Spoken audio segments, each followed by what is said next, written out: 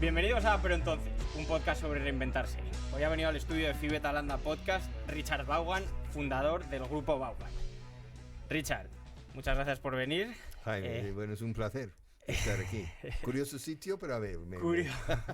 Pero vamos, es un placer. Curioso sitio, Castelo, Sí. ya has oído.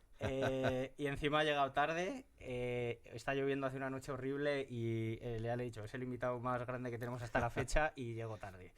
Así que muchísimas gracias por venir. No te preocupes. Eres la persona con la biografía más extensa que hemos entrevistado de largo. O sea, hemos estado Alberto y yo leyendo sobre ti la última semana y hay para aburrir. Naciste en Houston. Eso dicen, sí. Eso dice internet. No, sí. Mi madre me lo asegura. Tu madre Sí. te asegura que naciste en Houston. Eso es. Vale, naciste en Houston y luego te vas a Oklahoma. Bueno, eso a los 9 años. No, primero, nací en Houston y mi padre fue trasladado a Nueva York. Viví en Queens durante 10 Anda. meses a los 2 y 3 años de edad. Y entonces me empecé a hablar en Nueva York. Entonces comencé a hablar más con un acento neoyorquino que con un acento tejano. Pero luego a los 10 meses, pues ya después de un curso larguísimo de formación, mi padre, pues volvimos a Houston. Hasta los 9 años. Luego fui a Oklahoma. Mi padre fue trasladado a Tulsa. Y luego te fuiste a Tulsa, donde por cierto fuiste campeón de estado de los 400 metros de atletismo. 440 yardas lisas en aquel entonces. Pistas de ceniza. ¿Sí? Esto fue en el año 70. Justo, a partir del 71-72 es cuando el tartán empezó a imponerse en las pistas. ¿Sabes cuánta gente vivía en Oklahoma en el año 70? Probablemente unos 5 o 6 millones. Pero Bueno, no sé. Está por ahí, lo he Sí. buscado. Era un poco menos, Yo pero no bueno, lo he buscado. está en los millones, lo cual tiene mucho mérito. Hombre, Tulsa era una ciudad rica porque es una ciudad construida sobre el petróleo. Entonces cuando yo estaba ahí tenía una población de unos 300.000 habitantes.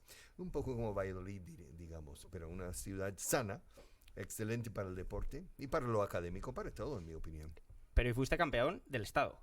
Sí, Decía. y también de 4 estados del sur, de región sur en baloncesto. Ah, ¿jugaste al ¿Sabes? baloncesto también? Sí, pero para los a edad de 15, 16 años, o sea, junior.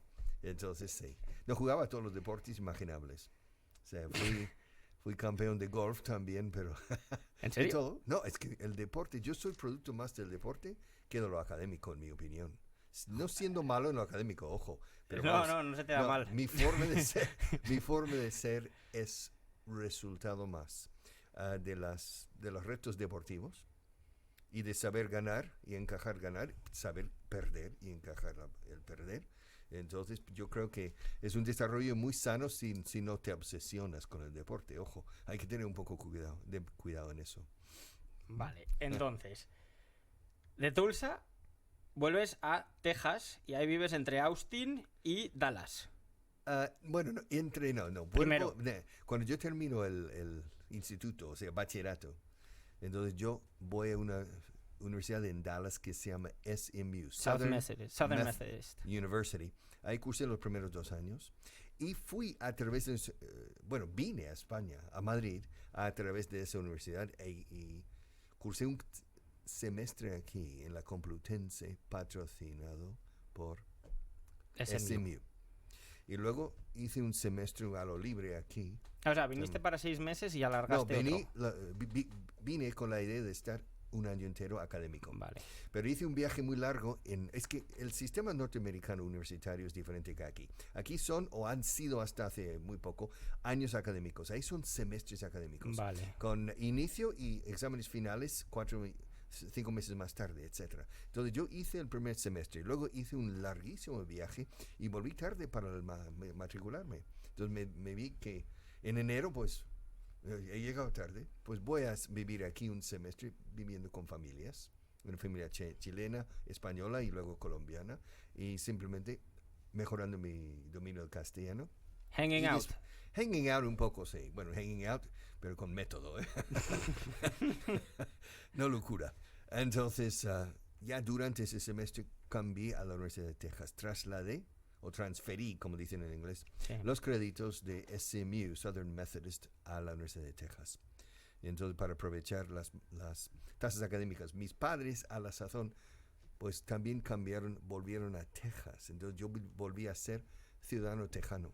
Y eso me daba precios muy interesantes en la Universidad de Texas, que era una universidad pública, mientras que SMU era una universidad privada más cara. Entonces, para ayudar a mis padres a ahorrar un poco de dinero, cambié.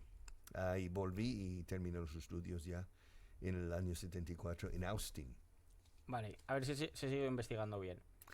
Acabas en Austin, pero luego vuelves a España y trabajas primero en una academia que era Berlitz, si no me he informado mal.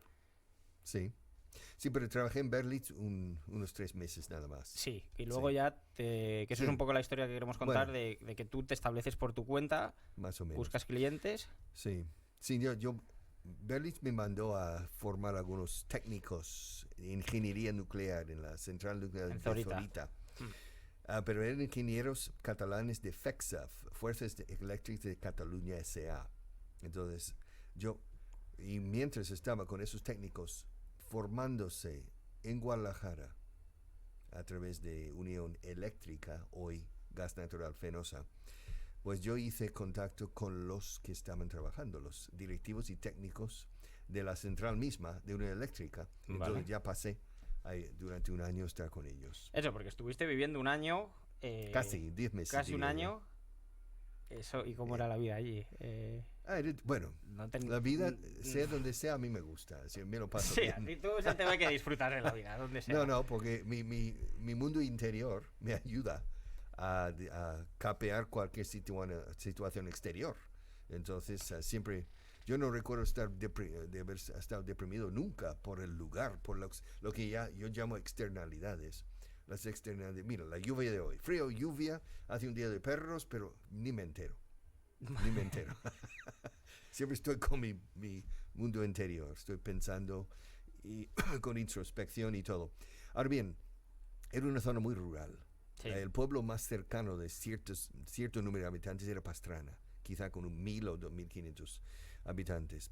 Y los pobres, las familias que vivían ahí, las esposas, las señoras estaban aburridísimas porque no había nada que hacer. Ahora bien, y yo era el campechano americano. Eso iba a decir, tú llamarías la atención ahí Entonces, claro, sí, se fue divertido. Sin embargo, eso era una gran experiencia, o sea, de estar en la España profunda, geográficamente, pero con ingenieros, y había muchos en esa central. Yo creo que habría unos 300 empleados.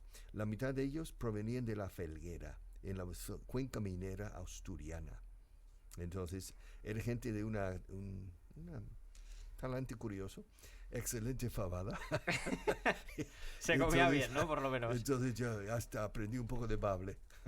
Ya, es que una cosa que creo, Richard, es que hablas español mejor que yo seguramente y que mucha gente. Y de hecho eso, que seguramente tienes más cultura de España que la inmensa mayoría de la gente. Es normal que alguien que vive en un país adoptivo o adoptado acabe sabiendo más. El oriundo da por sentado cosas y entonces realmente no se entera porque no tiene tanto interés porque todo es tan familiar. Uno que viene de fuera, es cierto, sí. Si tú fueras a vivir a Suecia, en cuestión de 5 años sabrías probablemente más de Suecia que los suecos. Yo vivo en New Jersey 6 años. Entonces sabrás mucho de esa zona de Estados Unidos. Sí, bueno, sé bastante. Sí. De hecho, luego por eso te preguntaba lo de qué tal el cambio a Queens, porque, pero bueno, si eras tan pequeño no lo notarías. Pero no. Sí, yo es que me fui con 10 y sí que fue bastante shock. Vale, entonces estás un año en la central y vuelves a Madrid. No, vuelvo a Madrid. Busco un sustituto que se llamaba John Kennedy, curiosamente. Inglés, no irlandés. Y era un súper experto en el cantejondo. Entonces, yo le coloqué ahí en la central para ya asumir el mando de los cursos y clases que tenía ahí. Y me vine a Madrid y durante un par de meses, pues, dando tumbos, buscando una forma. Y luego ya empecé a enfilar lo que es la vida de un freelance, de un autónomo, con ciertas clases. Y al final, pues, me conseguí en una empresa John Deere de tractores. A partir de septiembre del 76.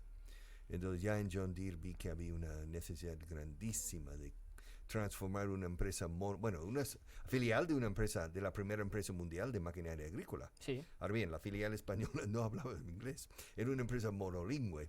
Entonces yo les dije, os transformo en una empresa bilingüe. Ahora bien, ¿tú solito con 20 y cuántos? No, yo solito. Eso fue en septiembre del 76 yo tenía 24 años, de acuerdo. Joder. Pero, Entonces, pero 24 años en mi generación son 34 hoy en día. ¿sí? Ah, bueno. Sí, eso o 29 o puede 30. ser. Vale, Sí, vale. O sea, además, yo llevaba muchos años fuera de casa. A los 18 años dejé de vivir con mis padres y siempre tenía que planchar mi propia ropa, lavarla y limpiar. O sea, ya conocía lo que es responsabilizarse bueno, uno sí. mismo. Pero de ahí a que con Sí. 24 años le digas a John Deere, yo voy a transformar esta empresa. O sea, Bueno, era yo ambicioso. sabía que necesitaba ayuda. Sí. Entonces yo ya en John Deere comencé la empresa. Hasta 12 profesores más, 13 en total éramos. Comenzaste tu empresa. Sí, Sí, entonces monté vale. Vaughan a partir del 77, febrero, unos meses más tarde, y ya durante los primeros 2 años, un solo cliente, John Deere. Ujú. Y en sí los transformamos en una empresa, digamos, semi-bilingüe. y entonces ya a partir del 79 empecé a tomar contacto con más empresas para ofrecer lo mismo. O sea, las 3 primeras empresas de más importancia en los primeros años de mi empresa, de mi compañía, eran John Deere, Ericsson, la Sí. empresa sueca de Sí. telecomunicación, y Amper, también una empresa de telecomunicación y de electrónica. Claro, porque también, o sea, en el 74, 75, ¿hay tanta demanda de Sí. aprender inglés? Desde que yo estoy en España, fijo, desde el 74, yo no he siempre ha habido una demanda. Siempre, para o sea, el no inglés. es que fuera en plan algo No. especial de, oye, que Cuando deberíamos empezar a dicen que hablar hoy en inglés. día la demanda es mucho más alta, tal vez, pero vamos, nunca me ha faltado demanda. El problema era suministrar con calidad y cantidad. O sea, mi problema nunca ha sido la acción comercial. Mi problema ha sido el suministro del servicio. No es un mal problema, ¿no? Tener más demanda. Bueno, también trae sus angustias, ¿eh? Sí, bueno, pero... Ahora, si no tienes ventas, pues cierras Sí. cierras la tienda. De acuerdo. Pero es angustioso cuando están pidiendo a gritos servicio y no lo puedes suministrar, no lo puedes proveer. Sí, es muy Simplemente frustrante. porque era muy difícil encontrar profesores de la calidad que yo quería. Porque usaba el prueba y error, ¿sabes? Ahora lo tengo resuelto. Desde hace unos 20 años lo he resuelto. Pero eso quizá para más tarde. Sí, que te quiero preguntar también de cómo haces esa selección en tus Sí. estos. Pero bueno, una cosa que he leído de ti es que en momentos clave de la vida dices, ¿por qué no? Mola. Bueno, es Eso que lo decía en una entrevista tuya. eso lo digo mucho aquí en España, porque España tiene la cultura española lleva siglos arrastrando una especie de complejo de inferioridad infundado, para empezar. La historia de España es una historia de grandes gestas. O sea, Ujú. impresionante en muchísimos momentos. También España tiene sus altibajos desde Viriato hasta hoy. Entonces, ahora bien, pero vamos, el español está tan capacitado como cualquier otro pueblo de sorprender con proezas y hazañas o sea, todos los días. Ahora bien, entonces me enfado porque digo que el español, hay un chiste sobre un pueblo latinoamericano que cambió al revés aquí. Yo compro un español por lo que cree que vale Ah, sí. y le vendo por lo que vale de verdad. Sí. Y hago mi agosto con esto. Quiere decir que el español vale mucho más de lo que tiene un ¿Y por qué potencial. crees que es eso? Porque yo es una cosa que he visto también, que Bueno. sí, que somos malísimos vendiéndonos, o somos como que no queremos ser, no sé, No, arrogantes o... España tiene una historia de los últimos 200 años un poco, qué sé yo, complicado. Primero, en las guerras napoleónicas y después Fernando VII. España ha tenido jefes malos. O sea, reyes malos. En el siglo XIX hubo más de 120 primeros ministros. Es como tener un jefe diferente cada 8 meses. Sí, eso. Imagina una empresa donde el jefe cambia cada 8 meses. Imagina cómo va la empresa. Pues a eso ha sido España. Hasta el canciller de hierro Otto von Bismarck. Ujú. Decía, España es el país más fuerte del mundo porque tan mal llevado todavía está de pie y todavía vivo y coleando. Quiere decir que España, entonces, el siglo XIX fue nefasto para España. Y entraron en el XX. Y el XX hubo conato de mejora. O sea, España no entró en la Primera Guerra Mundial y se benefició del suministrar a diferentes países en la Primera. Pero luego entró lo que era la dictadura de Primo de Rivera y luego la Segunda República. La Segunda República era de 5 años, del 31 al 36. En esos 5 años hubo 12 primeros ministros. Ujú. Imagínate, ¿cómo es posible crear una república cuando cambias cada 7 meses de gran jefe? Y además coincidió con la Gran Depresión Mundial Económica y también con la pugna ideológica en su momento más álgido de comunismo, socialismo, capitalismo, anarquismo, anarcosindicalismo. Entonces, los ismos querían matarse el uno al otro, no solo en España, en todo el mundo.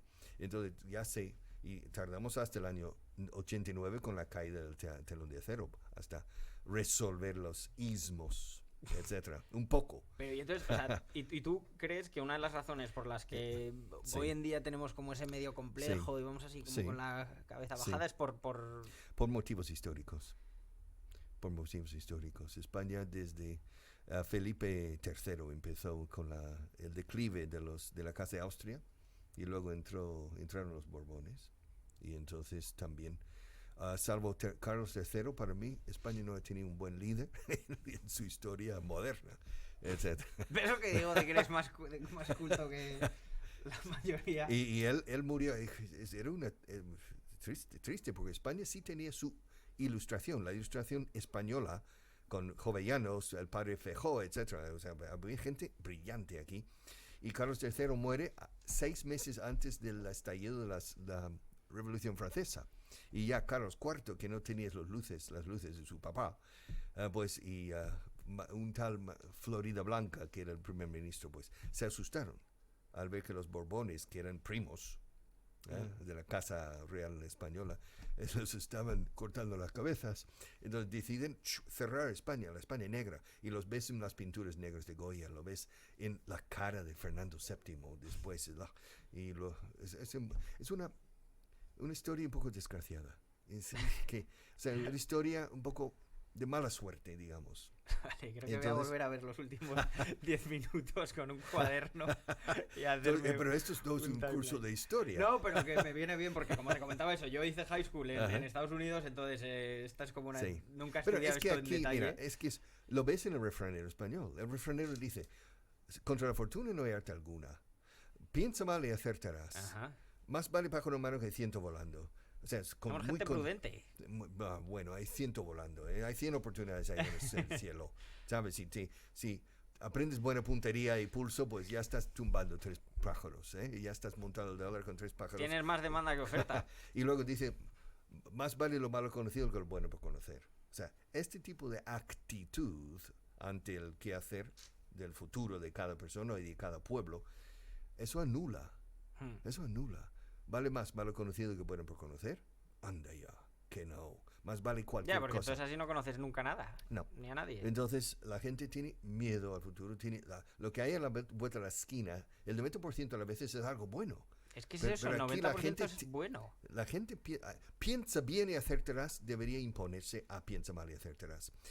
Más vale cualquier cosa que lo malo conocido. Incluso cuando estás en la cresta de la ola, conviene estar oteando el horizonte porque puede haber cosas incluso mejores. Entonces, no, lo siento, es que, claro, amo mucho a España, a los españoles y a lo español, simplemente porque es mi país adoptivo, repito, pero vamos, entonces veo que, espabilaos, valéis mucho más de lo que pensáis. Eso es lo que queremos hacer un poco también con este podcast, que la gente se anime, Sí. pues, que si estás un poco en casilla o no estás contento, pues que te animes a buscar algo Allende mejor. la frontera los españoles están arrasando. ¿Perdón? Más allá los de españoles las fuera. fronteras, los españoles en Nueva York, en Tokio, en Singapur, o sea, en Buenos Aires, en Lima, los españoles están realmente sorprendiendo. Los españoles tienen muy buen cartel fuera de España. Sí, yo creo que tenemos muy buena formación también. Hay un poco de endogamia aquí dentro, entonces, por ejemplo, en mi oficina hay 650 empleados, de acuerdo, pero lo que no docentes, empleados no docentes, somos unos 130. Sí. Ahora bien, en mi oficina central, la sede central en Madrid, pues seremos, 80.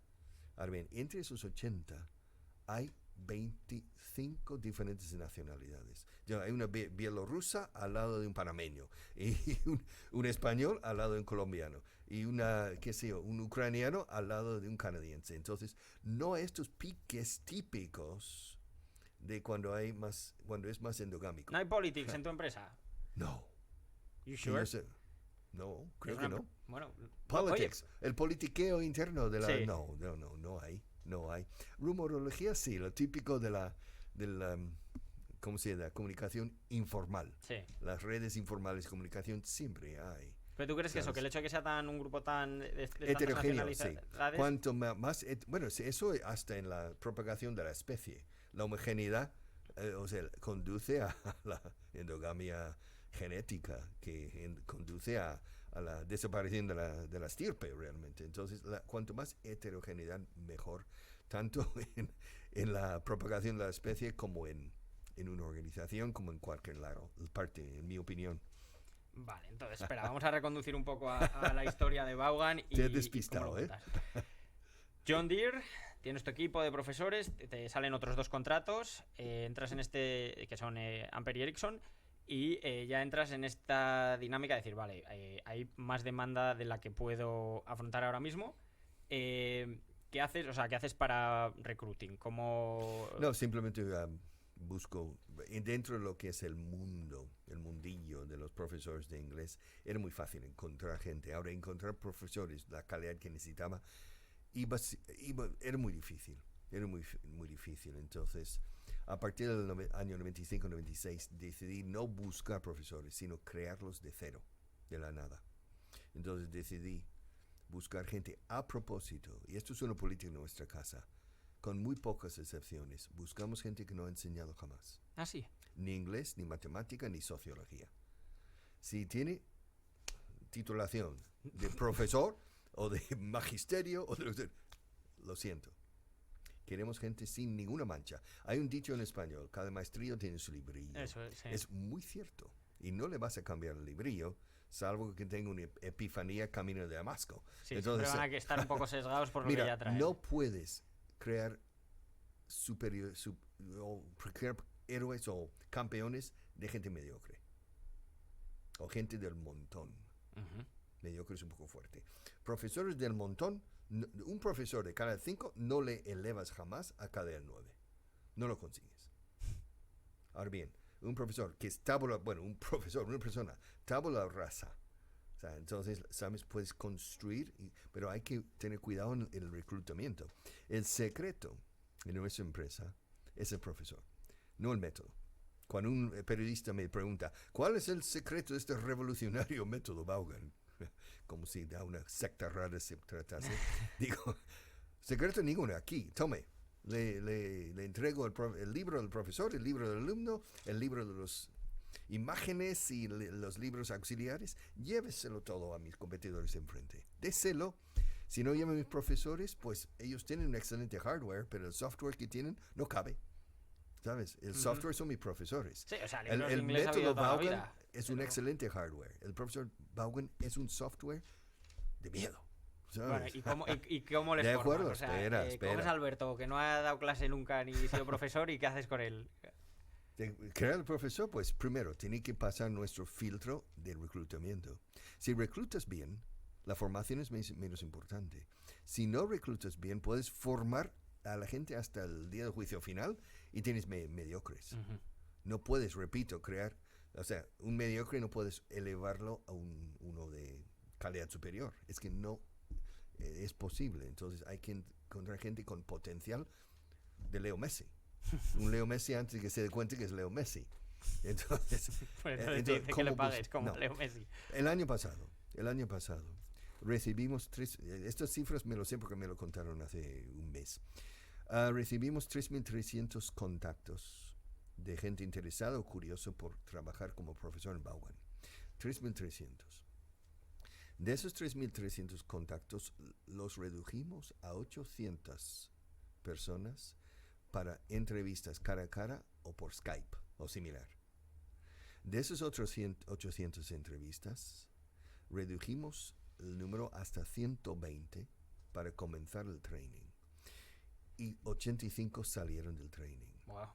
O sea, es una destilación hasta la más pura esencia. Entonces, el training es durísimo. Son 2 semanas de Navy SEALs o de los geos de la enseñanza. Entonces la gente sale un poco aturdida, pero son listos para el combate. Oye, Ahora ¿y bien, qué pasa en ese training? Lo que puedas contar, pues imagino que no, esto son igual... unos 18 horas al día. En el 18 horas al día en tus oficinas. No.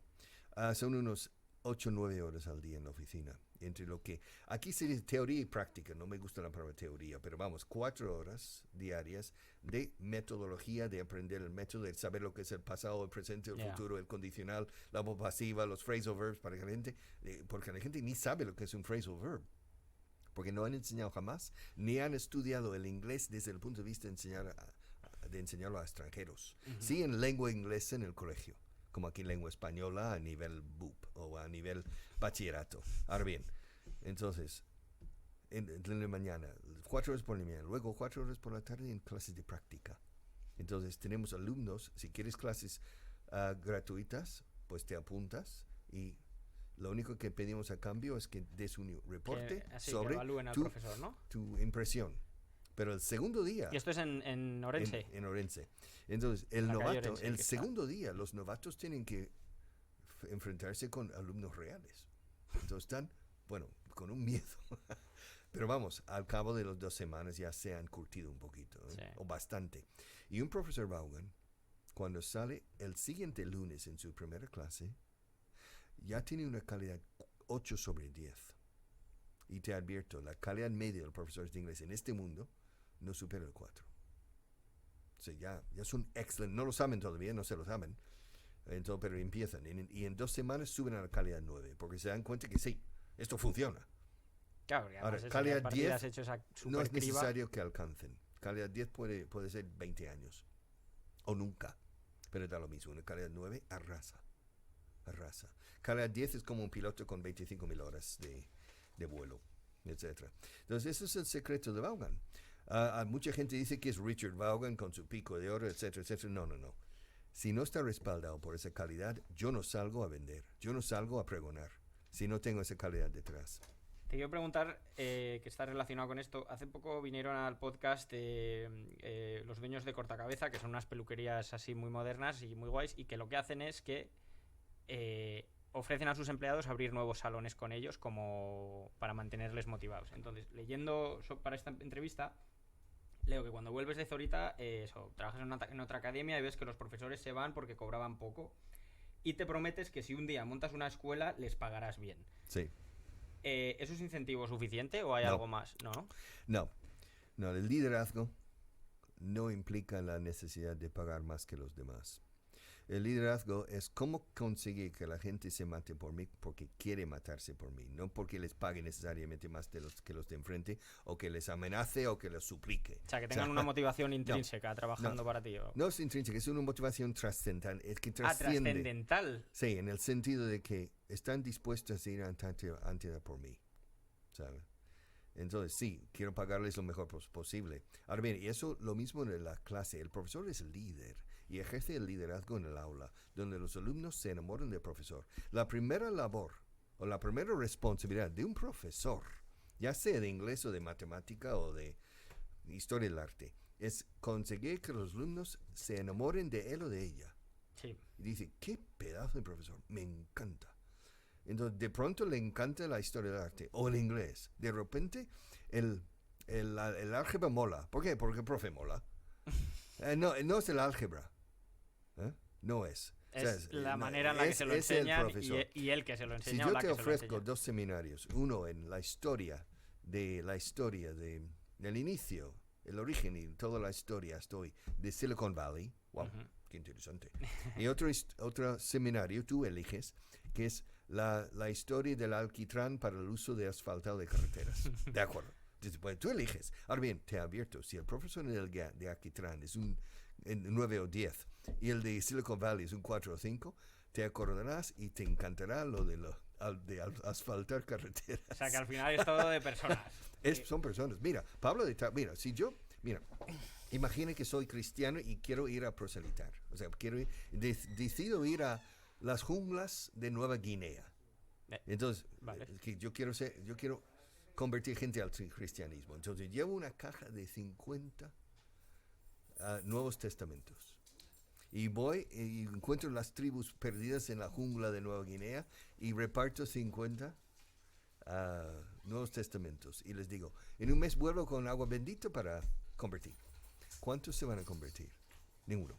Ahora bien, si dedico calidad y los convenzo, entonces eso sí, es posible que convierta a algunos. Entonces es la persona, no es la idea ni religiosa. Si Pablo de Tarso hubiera sido budista y no cristiano, estoy casi seguro que hoy en día Occidente sería greco-romano budista y no greco-romano cristiano en su herencia cultural social. No, en serio, es la persona. Es la persona. No es la idea, no es la asignatura. O sea, ¿has tenido algún profesor aburrido? Muchos. ¿Has tenido algún profesor excelente? Sí. ¿Habría dado igual la asignatura que enseñase? ¿Te habría gustado? ¿Te habría gustado? Pues me habría gustado. Por sí. la fuerza de esa persona. Entonces, es siempre la persona. Siempre. Siempre la persona. Sí. Tenemos visitas, sí, acaba de pasar un perro Visitors. por aquí.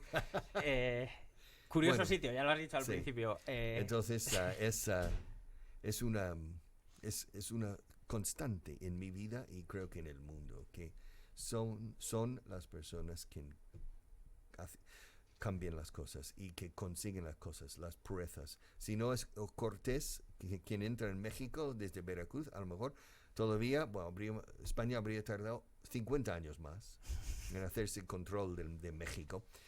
Son las personas, siempre. Entonces, habla un poco más alto, por favor. si todos los profesores, si esos 3 o 4 profesores excelentes que tú recuerdas, si todos los profesores de preescolar hasta la universidad inclusive hubieran tenido esa calidad, serías una persona, de las más inteligentes del mundo y más estables del mundo.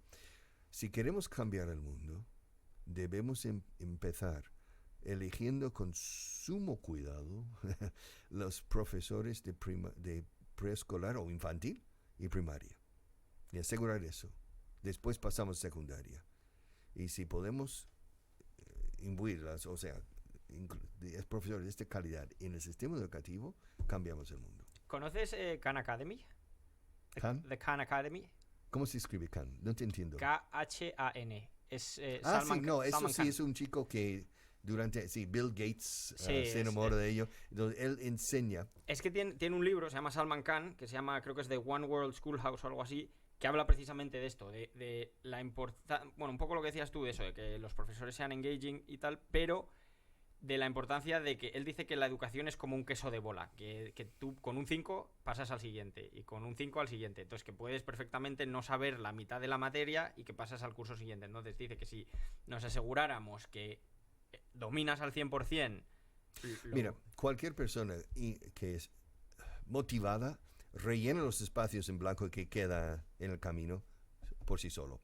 Una persona motivada, encandilada, o sea, va a aprender muy rápidamente. Y si queremos cambiar la curva de aprendizaje, el profesor es el catalizador, el encandilador, pero es el alumno quien lo hace. Y si el alumno está tremendamente motivado, me encanta el alquitrán, o me encanta la matemática, porque por profesores de matemática enseguida puede ir saltando etapas y va rellenando, pone relleno en las cosas que no ha podido aprender en ese año. Entonces, pero es muy rápido. El aprendizaje es bonito cuando estás motivado. Cuando tienes un buen profesor, 100%. Te quería preguntar, hablando de buenos profesores, haces el EMBA del IES en 1986, que bueno, yo es donde te conocí. 85-86, son de 2 años. Eso, pero eres de la clase del 86.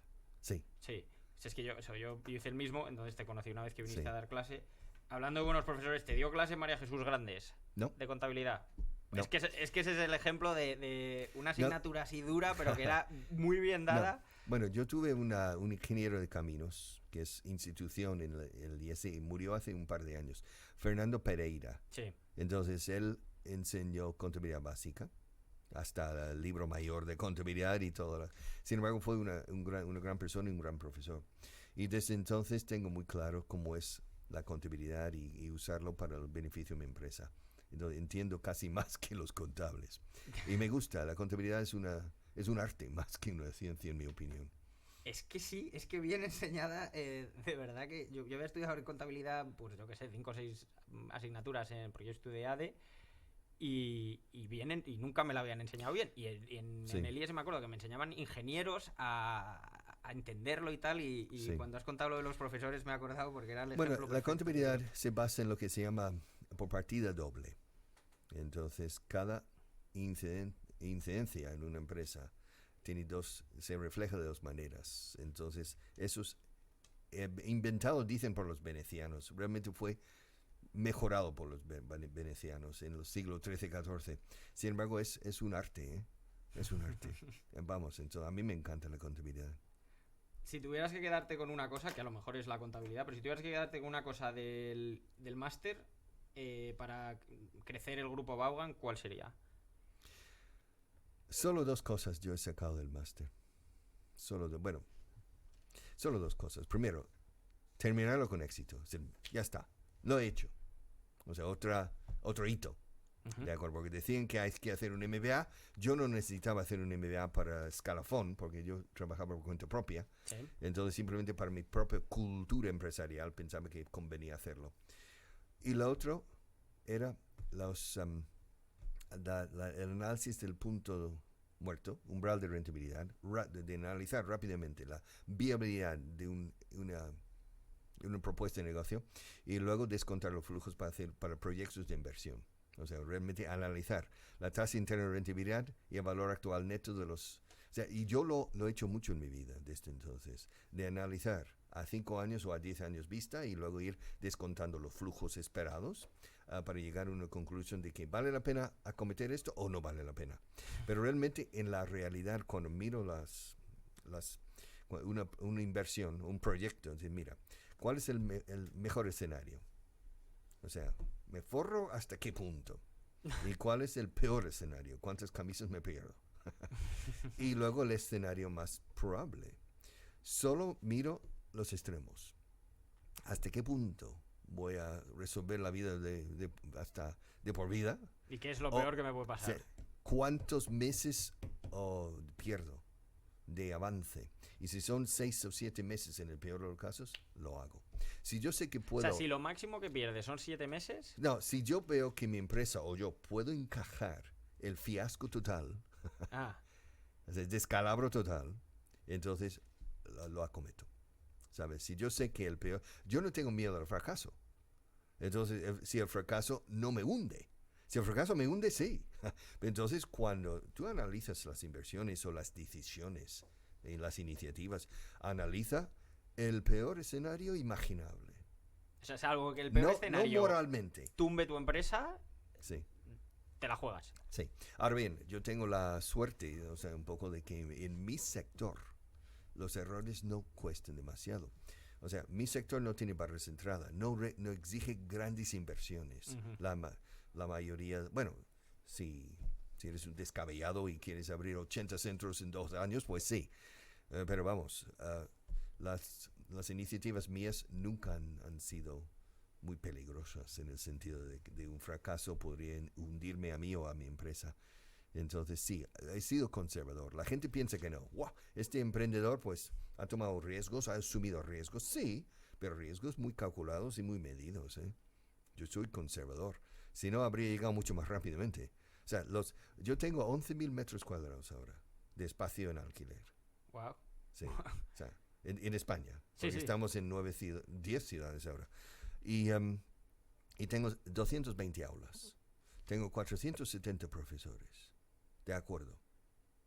Ahora bien, los primeros 9 años de mi empresa, del año 77 al 86, consistía en 2 metros cuadrados en un rincón de mi dormitorio, donde tenía teléfono fijo, ordenador y impresora. Y de ahí pude controlar hasta 40 profesores. Luego ya pasé a alquilar 40 metros O sea, estuviste cuadrados. 9 años sin oficina. Sí, sí. O sea, se dice en inglés empezar de un cordón de zapato, to start from a shoestring. Yeah. No, pero Amancio Ortega, que es Sí. el sexto hombre más rico del mundo hoy en día, pues los primeros 23 años de su labor profesional era por cuenta ajena.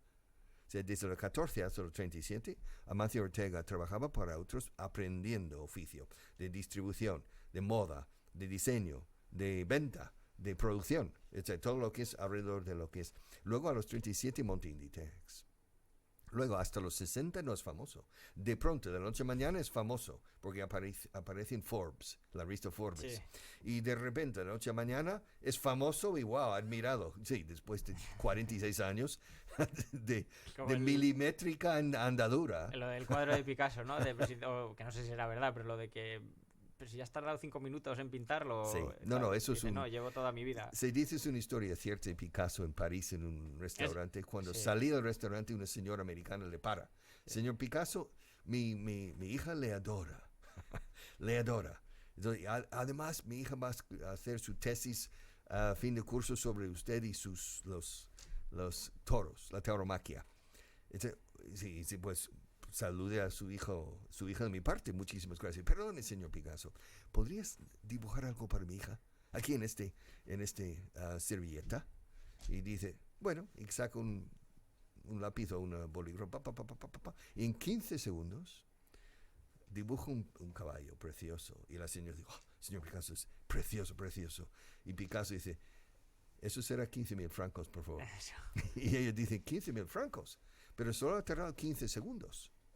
Sí, pero tardé 15 años en aprender eso en 15 segundos, ¿sabes?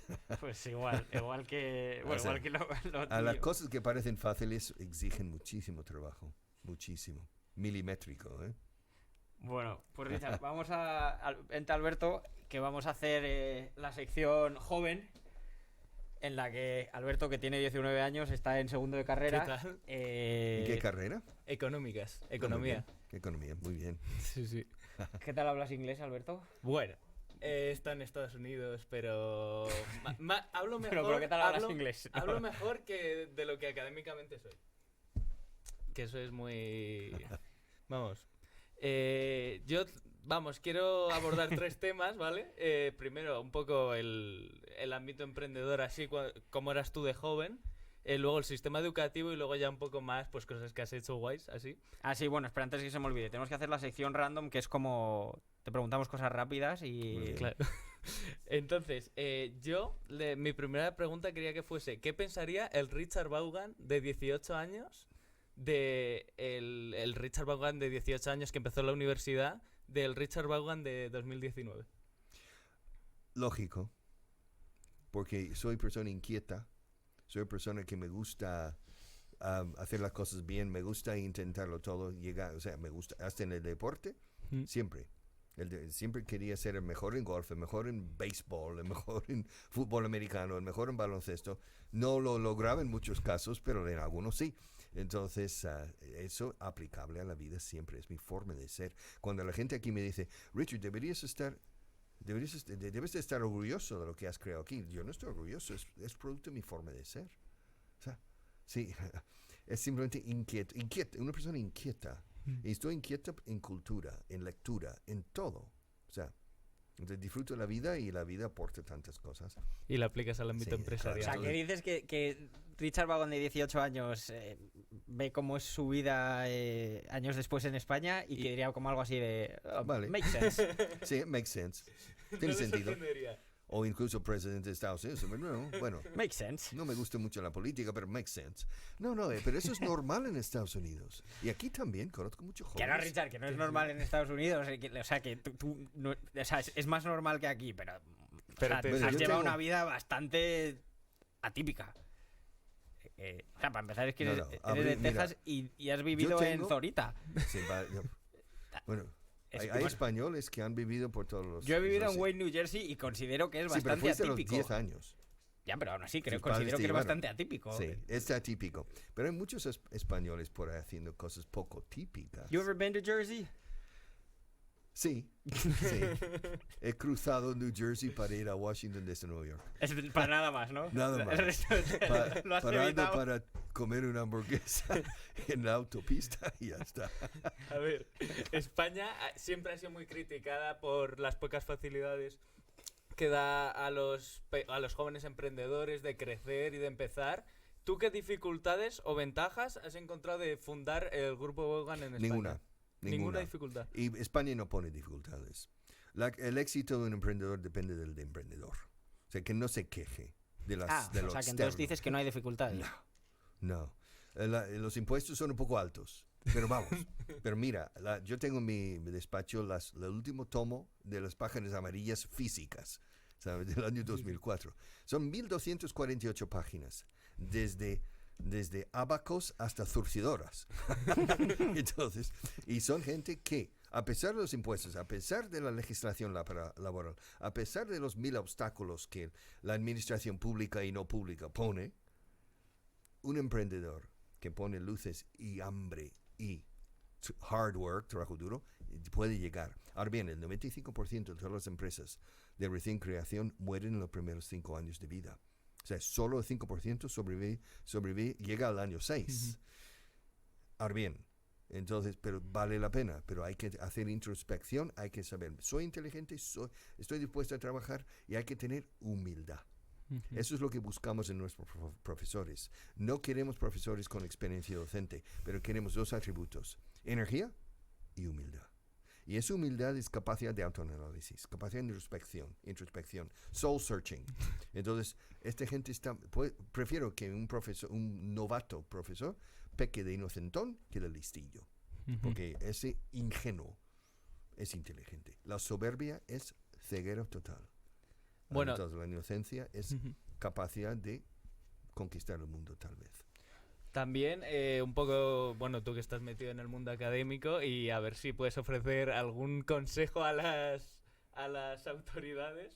Hemos visto... Bueno, autoridades simplemente al ministro de Trabajo que aligere la legislación laboral, pero no lo van a hacer. Mira, yo no volveré a España para montar una empresa en mi próxima vida si no cambian la legislación laboral. Es una camisa de fuerza. La legislación fiscal, de acuerdo. Que bajen los impuestos si pueden, pero no me voy a quejar. Sí. Pero la legislación laboral restringe. Yo corro los 100 metros lisos con una pierna atada a la espalda. Sí.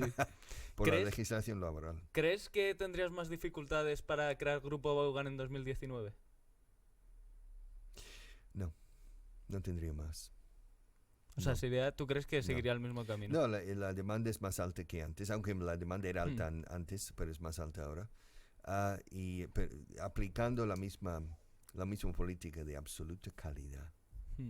O sea, yo creo que es imposible fracasar. Pero hay que trabajar mucho, ¿eh? Ojo, hay mucho trabajo. En 2010 la Comunidad de Madrid usó, no sé si lo conoces, un lema para promocionar los colegios bilingües en España que era Yes We Want.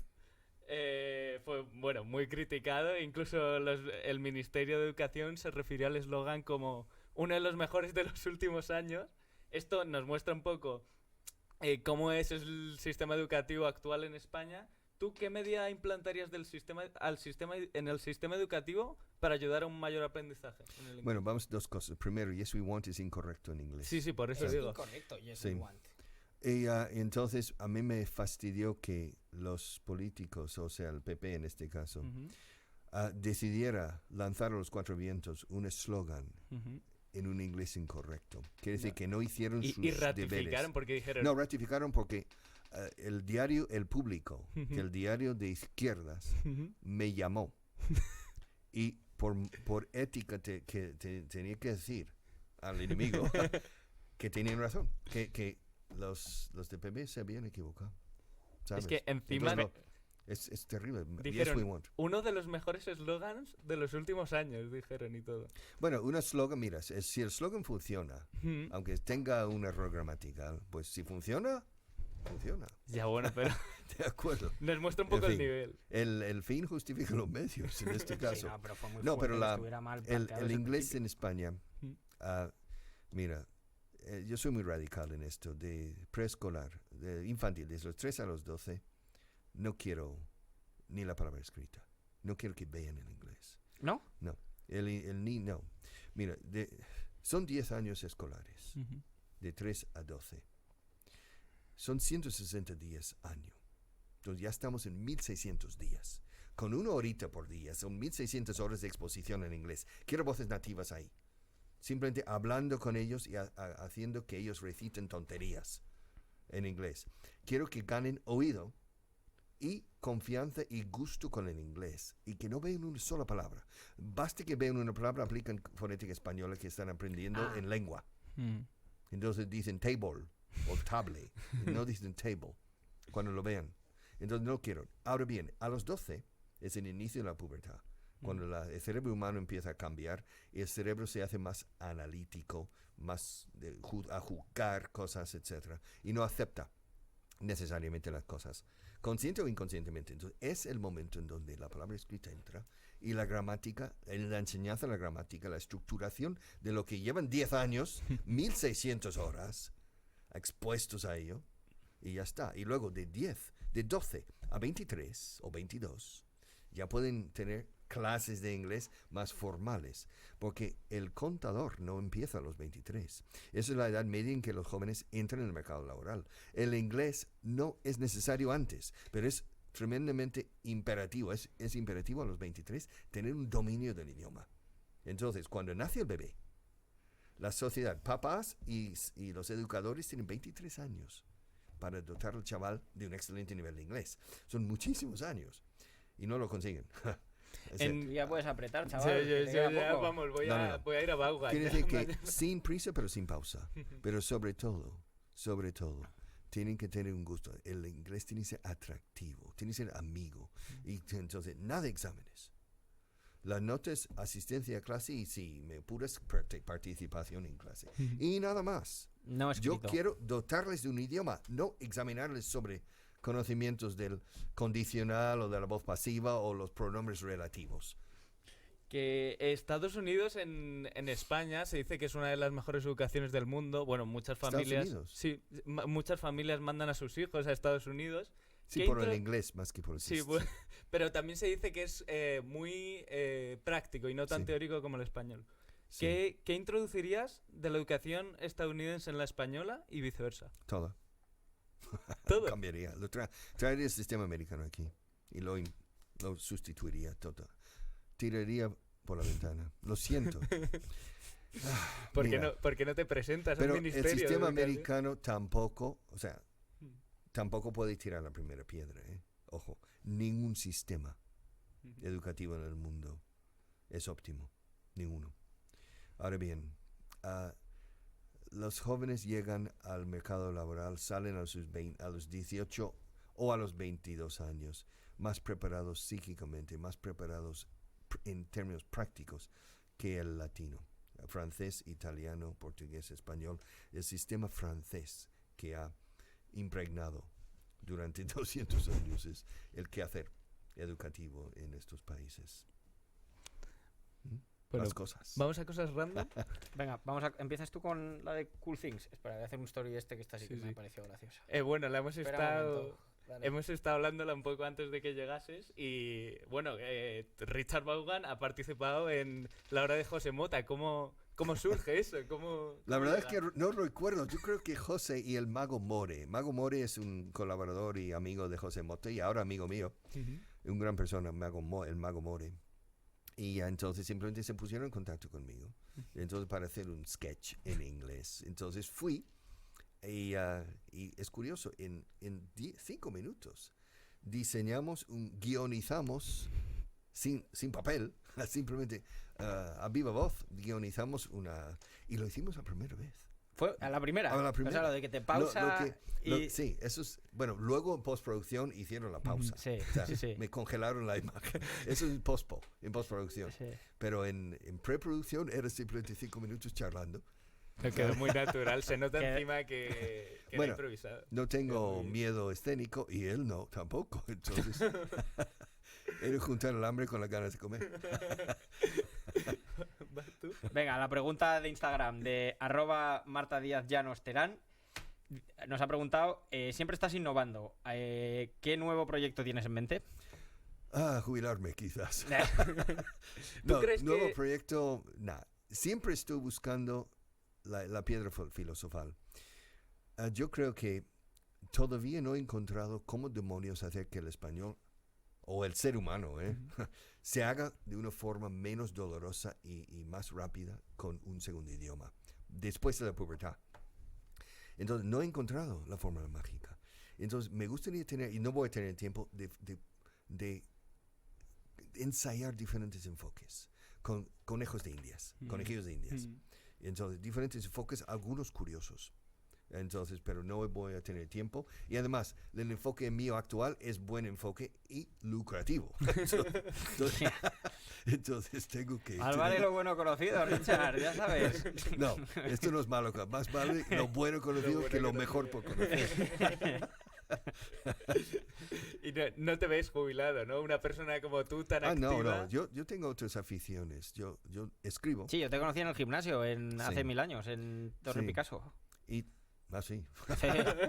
Y también soy músico, entonces he dado conciertos en el Monumental y en el Auditorio también, Nacional. ¿no? Entonces Sí, qué bueno. he encontrado que es fácil hacer música. O sea, me sorprendí. La tecnología, a partir del año 92, 93, ya los teclados, etcétera, y donde puedes apilar pistas. Entonces vi que podía orquestar de una manera barata, de una manera rápida. Entonces la tecnología me ha permitido desarrollar mi aspecto musical. Y me ha permitido ya llenar el Auditorio Nacional, la Sala Sinfónica. Wow. Entonces, con orquesta de 80 miembros. Y eso en el Monumental antes también. O sea, 2 veces he llenado para música tipo clásica y banda sonora, que es la música. Madre mía. Creo. Pero vamos, yo desde los 9 años toco piano. Bueno, no, te iba a decir, si Richard de 18 habría dicho, makes sense, porque, joder. No. Pero yo no toco piano, juego con el piano. O sea, yo no soy profesional del piano ni de la guitarra. Sin embargo, el piano se presta a la composición, a la creación musical. Y es bastante fácil. Empezar a crear. Lo difícil es llevar la pieza hasta su término. O sea, cada día creo un leitmotiv o un riff, para ponerlo en términos de rock. O Beethoven. Y con eso puedes crear una sinfonía. Pero requiere otros 3 meses de trabajo arduo. Entonces, es fácil crear, pero bueno, es fácil iniciar la creatividad o el aspecto creativo. Pero el aspecto creativo exige mucho trabajo. Thomas Edison, el inventor, decía, la innovación o la creación es el 1%, 1%. Like inspiration inspiración and hard work. y 99% Trabajo. transpiración. O sea, sudar. Decía en inglés 1% inspiration and 99% perspiration. Y en inglés perspiration es el sudor natural del cuerpo. No sudar por esfuerzo, eso es sweat. Perspiration es simplemente durante el día transpiras un poco, ¿no? Entonces él decía, o sea, porque rimaba. Pero es verdad, la innovación más o menos es la creatividad, la innovación, realmente es boom. Pero hay que llenar muchos espacios en blanco. Pregunta esta. Sí, tú que has hecho 1000 medios, radio, tele, se te da fenomenal encima, se puede ver aquí. ¿Qué consejo nos darías como podcast para crecer? ¿A vosotros? Sí. Para crecer. Sí, para que nos vea más gente. Simplemente hacer cosas muy, muy buenas, que llame la atención, que atraiga cada vez más televidentes, telespectadores o oyentes.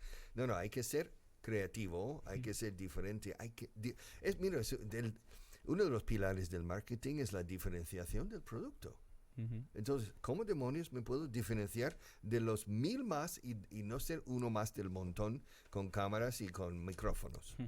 Bueno, ya tiene cámaras, que ya es distinto de un podcast habitual. Sí, O sea, entonces... por ahí vamos. Bueno, y pasan animales por aquí, que también es distinto. La diferenciación del producto es un pilar del marketing. Y es una verdad como un piano. Que hay que diferenciarse. Pero de forma radical, si es posible. Bien por una calidad, bien por un enfoque. Pero hay que ser diferentes.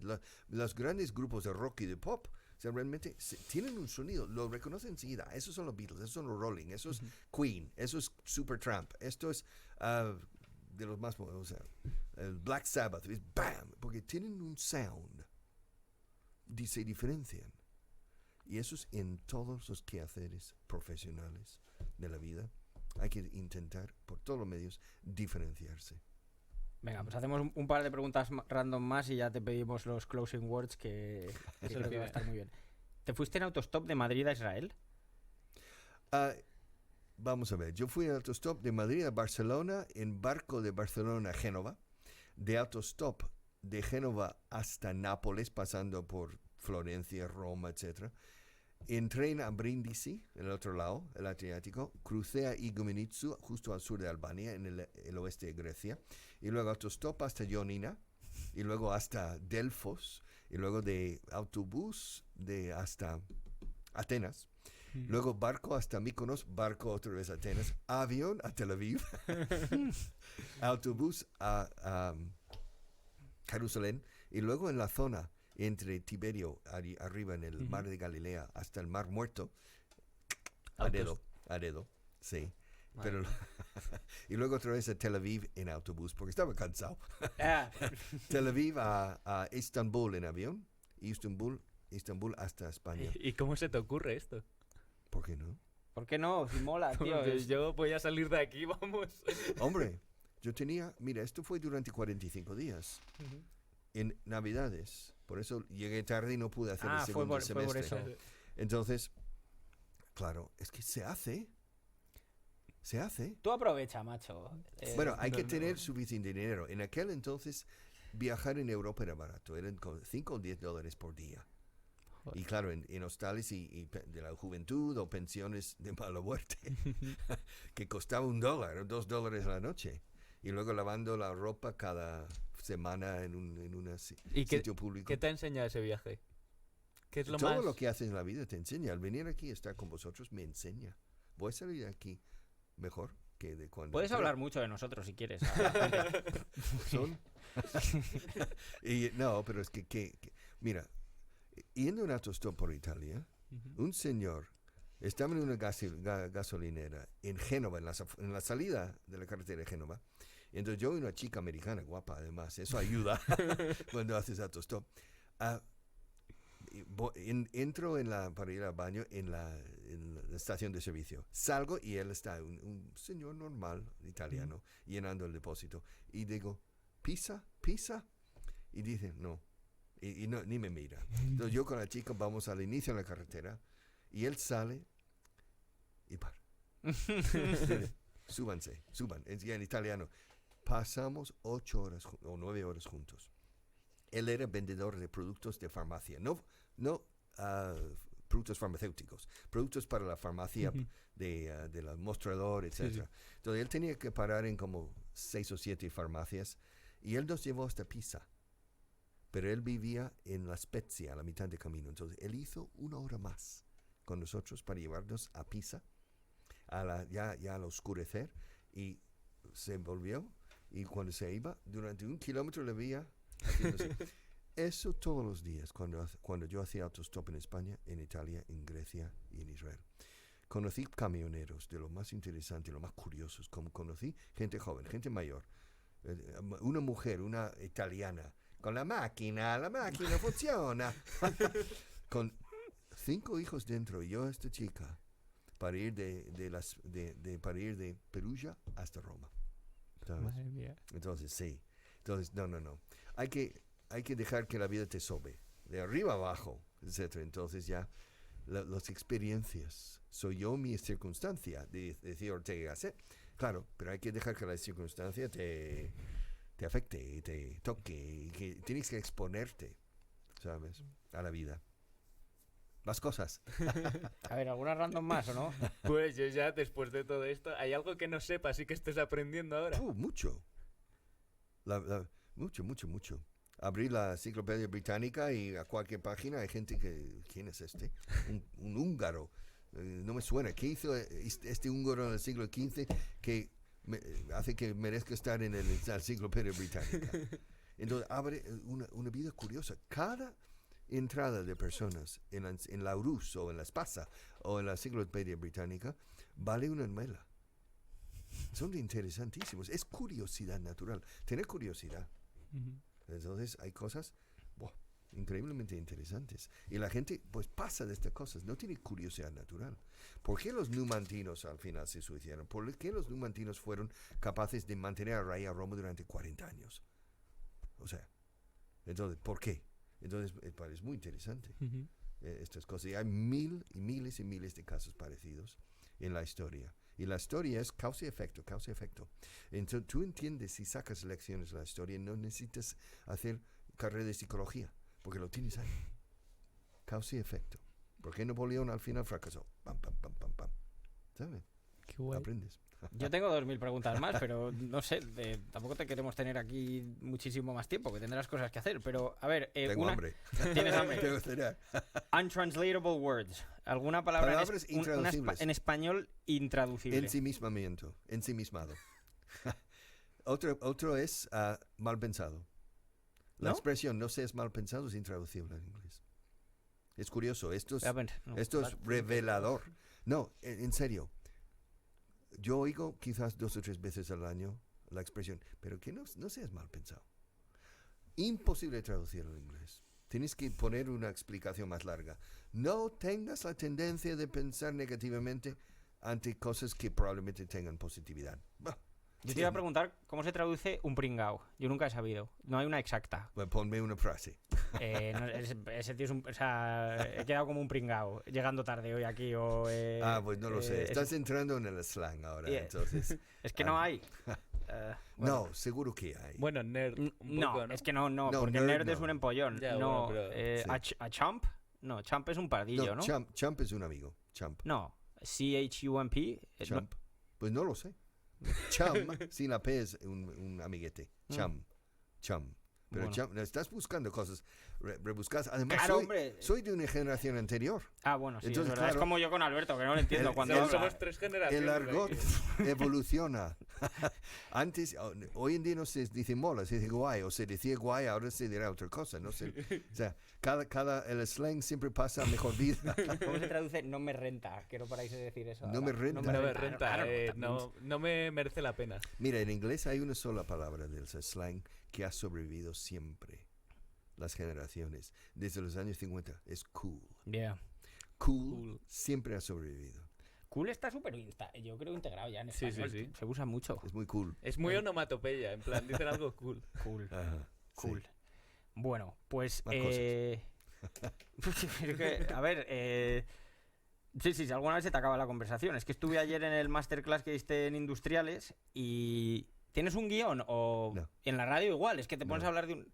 No, No, a ver, no. un día que hayas dormido poco se te tiene que acabar un poco. No, aunque no haya dormido. Uno o 2 veces al año paso la noche en vela, porque he dormido siesta el día anterior o por algún motivo paso la noche en vela y voy a la radio. Entonces, el día hay biorritmos, entonces a lo mejor estoy más espabilado sin dormir que durmiendo. No, mira, cada frase que uno dice, en este caso cada frase que yo digo, contiene semilla para otros 1000 frases. Cada frase contiene, o sea, puedes encontrar algo. Every single sentence. Single significa soltero. Lo dije un poco anoche. Y luego hablé de bachillerato, bachiller, pero no amplié bachiller. Bachelor. Bachelor, pero salté otro. O sea, yo no amplío mucho sobre los temas porque cada tema me da pista a otro tema nuevo. Pero cada frase contiene algo que te permite hablar durante 5 minutos y cada frase posterior otros 5 minutos. Entonces es exponencial. Entonces es imposible. Yo podría estar en la radio durante 80 horas seguidas y no se me acabaría el rollo. Ay, qué guay. Y no había guión ayer, ¿eh? O sea, No, ya lo yo dije. entré ahí sin saber de qué hablaba. Además empezaste pronto. Sí, porque la gente está allí. La gente llega media hora pronto. Entonces les veo ahí sentados tan felices y digo, ¿qué voy a hacer? 2 preguntas y ya luego pasamos a Closing Words, que esta es una por curiosidad personal. ¿El mejor restaurante de comida americana o barbacoa en Madrid, según Richard Vaughan? No lo sé. Vale. La verdad es que no voy a restaurantes americanos aquí. Son parecidos, pero no exactos. Alfredo's Barbacoa hace muchos años que no voy, entonces no sé si todavía. Y ahora está de moda muchas hamburgueserías, muchos los Five Brothers o los Five Guys. Entonces no lo sé. Vale. Vale, pues nada, pasamos a... porque la otra da igual. Closing Words. Richard, este es un podcast de reinventarse y lo que buscamos aquí es pues eso, historias como la tuya, de pues animar a gente que no está muy contenta en su trabajo actual, a que hay alternativas y que no tienen que quedar ahí. Entonces, ¿qué le dirías a alguien que está en una situación de infelicidad en el trabajo, pero que está un poco atascado y no sabe? Si estás en una situación de infelicidad, cámbialo. Ya. No te endeudes. Porque las deudas te condicionan y que no tienes libertad. Necesitas tener libertad. ¿Y qué significa la libertad? Libertad es un abanico, el más amplio posible de opciones vitales y profesionales. ¿Cómo puedes tener un abanico tan amplio, tan amplio? Tienes que dotarte de habilidades cotizables en el mercado. Tienes que ser atractivo en el mercado, de que te deseen contratarte. Entonces, piensa, ¿qué tipo de persona tengo que ser? Primero, para la gente, ¿qué tipo hay dos cosas. Una cosa es que es técnica. Me tengo que dotar de habilidades atractivas en el mercado que suba mi cotización. Y eso me da la libertad de elegir. Segundo, ¿cómo tengo que ser yo para la gente quiera ayudarme? Porque yo siempre digo, en ciertas conferencias que doy, pongo una diapositiva y dice, todo lo que consigo en la vida, todo lo que he conseguido en la vida, lo he conseguido yo, sin ayuda de nadie. Y claro, eso sorprende. Cuando digo que yo estoy tío, ¿quién se cree que es? Luego explico. Mira, centenares de personas me han ayudado, pero centenares de personas, y mucho. ¿Por qué? Porque han querido. ¿Por qué? Porque yo emanaba algo que conseguía que les gustaba ayudarme. Entonces, ¿quién lo ha conseguido? ¿Yo o ellos? ¿Lo he conseguido yo o con su ayuda? Las dos cosas son ciertas. Entonces, hay que pensar, ¿qué tipo de persona tengo que ser yo para que la gente me aprecia y, si es posible, me admire y se vuelque por mí? Eso ya es una cuestión de introspección otra vez. Segundo, ¿qué abanico de habilidades debo tener para tener una buena cotización o altísima y diferenciarme de los demás? Cada año, 400,000 chavales entran en el mercado laboral al término de grado o con algo de posgrado. Entonces, ¿cómo demonios te vas a diferenciar? ¿Y cómo vas a evitar ser uno más del montón para que los reclutadores se fijen en ti? Uno es tener un inglés que sorprende. ¡Wow! Dios mío, ¿cómo ha aprendido ese inglés? Eso ya, puerta abierta. Y luego tener otras habilidades y de forma de ser que llaman la atención al reclutador. Eso es. Entonces, hay que pensar mucho en esto. La vida, no es que la vida sea dura no, la vida es preciosa. Sin embargo, es preciosa cuando estás preparado para sacar jugo de esa preciosidad. Pues nada más, Richard, muchísimas gracias por venir. Nos ha encantado la conversación contigo. Yo he aprendido mucho de historia y de muchas cosas. Y nada más, ¿no? Si quieres decir alguna cosa más o... No, nada, que muchísimas gracias. Que yo vengo aquí porque siempre digo que sí. El sí de entrada, no el no de entrada. Cuando dices que sí a las ofertas, algunos te saldrá rana, pero el 90% te sale bien. Wait, here's a question. Can we go to your show to talk about our podcast? Por supuesto. Yeah. Claro. I'm just kidding, we don't have to. Hombre, yo siempre invito a gente. La gente, si lo pides, a no ser que sea algo muy raro. You can't say no to that, though. You can. Bueno, pero no, podéis venir. ¿Has venido a un Yo he ido 2 veces. ¿Con Alberto o con Kyle? ¿Con quién has estado? ¿O conmigo? Contigo. Pero hace También. mucho, lo puse en Instagram. A ver, fue hace un montón, pero igual hace ya 5 De años acuerdo. o por ahí. Bueno, pues nada, Alberto, tío, a ver cuándo vamos. Bueno, tú me escribes y me propones días. Vale. Y Y vais. y Pero tenéis vamos. que madrugar un poco, ¿eh? Sí, Bueno, no era... pasa Yo nada. empiezo a las 7:30 de la mañana. Ahora, os permito venir a las 8:30, ¿eh? A las 8:30 nos permites. Sí, pero Well, here we are. Ajá. 2015. 2015. Bueno, Esto no sé si les... No sé, ¿siguen yendo o no? sí, no. Bueno, ella ha tenido ciertos problemas de salud, entonces está ahora fuera de circuito, pero ella fue militar. Ella fue de las Fuerzas Aéreas y también es sumiller. Joder. Debería venir aquí. Sí, a contar su historia. Hombre, si historia tendrá. Sí. En fin. Bueno, pues nada, No, pero- Richard, no te quitamos más tiempo. Muchísimas gracias de nuevo. Ajá. Y, Pues nada, y es un placer. encantados de que hayas venido. Entonces sí, Entonces, como decía, decir que sí, siempre, nunca se sabe lo que puede salir de una experiencia. Y si dices que no, ya ha anulado esa posibilidad. Entonces, siempre decir que sí. Pues muchas gracias. Okay. It's a pleasure. Thank you.